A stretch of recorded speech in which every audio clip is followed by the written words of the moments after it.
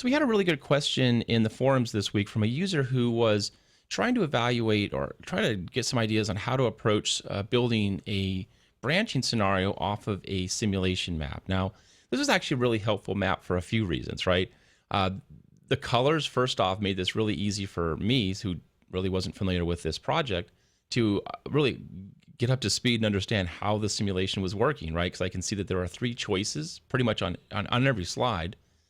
And based on those choices, you just go to one of three slides. So make a green choice, which is the best choice. You're going to come over here. Yellow choice, you're going to come down here. And then a red choice is going to take you over here.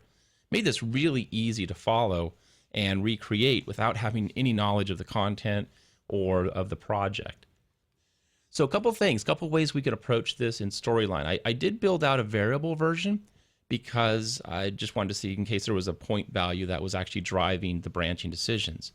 Turns out, really, no points, no scores, just simple triggers that are going to direct the learner based on their choices, and that's where I recreated that sim map right here.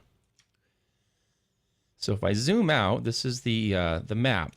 It's really based on a single slide that I just duplicated, I don't know, maybe 30 or so times, and that is, just jump over here to show you. Based on a single slide, maybe a question, maybe a scenario, something, and then three choices: a good choice, a great choice, an okay choice, and then a pretty poor choice. And for each of those, we have a trigger that just says jump somewhere. So this was my initial template. The reason I set this up with the unassigned triggers was that I could duplicate this slide, 10, 20, 30 times, and then quickly come over here and reassign where it needs to go based on each of the choice, right? So here's my other slides. You can see some of the stop slides here, the red ones, some end slides here in the dark blue. But once I had this framework set up, it was just a matter of duplicating this a bunch of times.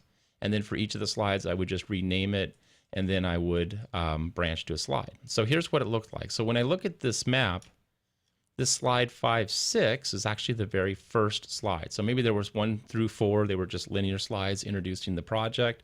But at 5, we actually had a branching decision. First choice, you make the best choice. We're going to take you to slides 10 to 11. And you can see that right here, right? 5 to 6, going to jump you down here to slides 10 to 11. Medium choice, 15 to 16. Poor choice, 20 to 21. So I select it. I go find my slides 10 to 11. Same thing with the red. We just want to come down here. And you just make those choices. Storyline automatically starts to add the branching and the relationships for the slides. So after so here's that first one. Here's the good choice, medium choice, and the poor choices over there. I open up this next one and reassign each of those triggers. It took me about 20 minutes to put the whole thing together. It probably took me longer just to kind of customize the slide, but really simple to do with basic triggers in Articulate Storyline.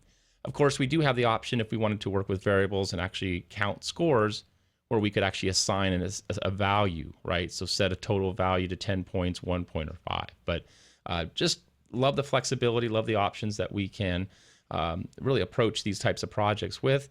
But in this case, where you're really just redirecting them, you have a really detailed sim map. Triggers makes the most sense, and it really creates that really nice hierarchy of the slide project for you. So I hope that helps.